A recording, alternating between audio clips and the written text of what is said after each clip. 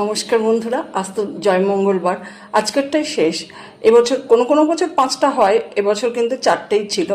প্রথম জয় মঙ্গলবারটা যেদিন পুজো দিতে গেছিলাম সেদিন তো এসে আপনাদের দেখিয়েছিলাম, আর আজকেরটাও শেষ। আমার পুজো দিয়ে আসাও হয়ে গেল। প্রথম দিনেরটা ছুটি ছিল, কোনো অসুবিধা হয়নি, সকাল সকাল বেরিয়ে পুজোটা দিয়ে আসতে পেরেছিলাম। আর সেদিন প্রচুর ভিড়ও হয়েছিল।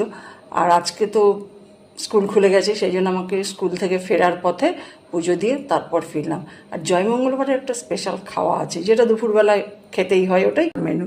এখানে আমি চিড়ে নিয়েছি, চিড়েটা ভালো করে ধুয়ে নিয়েছি, মুরগি নিয়েছি, কলা, দই, আম, এইগুলোই একসাথে মেখে এবার খেতে হবে।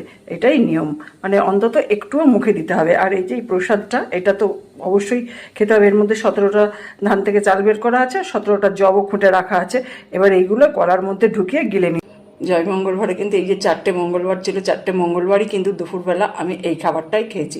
আর এটাই জয় মঙ্গলবারে খাওয়ার, মানে যারা একদম পারে না তাদের অন্তত একটুখানি নিয়মের জন্য মুখে দিতে হয়।